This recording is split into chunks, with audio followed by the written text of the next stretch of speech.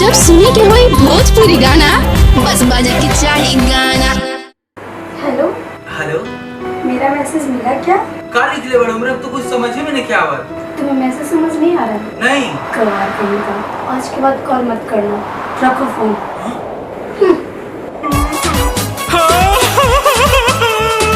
अरे का भइल रे? भाई तू पहले ही बताओ कितने पढ़ा लिखल बारे। हाँ हाँ हाँ तई देख न का लिखल।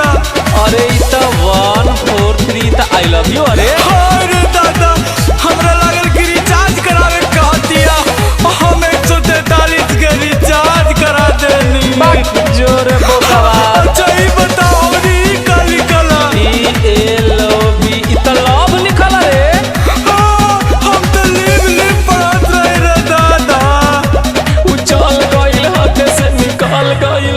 हम अनपढ़ होखे के अफसोस कर बैठे हैं, हर सुंदर ये लड़की हम लोस कर बैठे हैं। अरे कराई छो टराई कर नंबर बंद। हम अनपढ़ होखे के अफसोस कर बैठे हैं, हर सुंदर ये लड़की हम लोस कर बैठे हैं।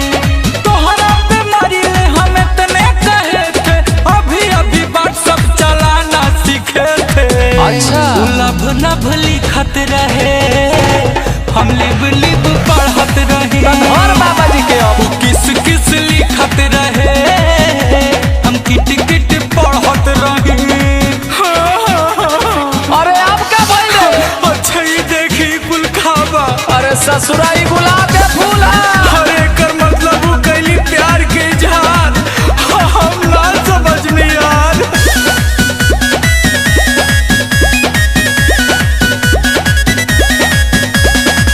का कहीं हमारा से ही अरबा हो गइल मिस्टेक हो, पागल रहनी रोबत बहनी बैठी दिल पे लागल ठेस हो। अरे का कहीं अरबा भइल मिस्टेक हो, रोबत बनी दिल पे लागल ठेस हो। प्यार के चक्कर में भूखे पेट भी रहे थे, अभी व्हाट्सएप चलाना सीखे थे। लभ लिखत रहे, हम लिब पढ़त रहे। तलाई भरा किस लिखत रहे, हम किट पढ़त रहे। ससुर किट पढ़त रहे किट के। हर ना रे ओकर शादी हो गया से हम हो गए। तब का पढ़ी तैने सो का ले आई पर ए पर ओ का बी पर ओ का सी पर चोखा डी पर धोखा।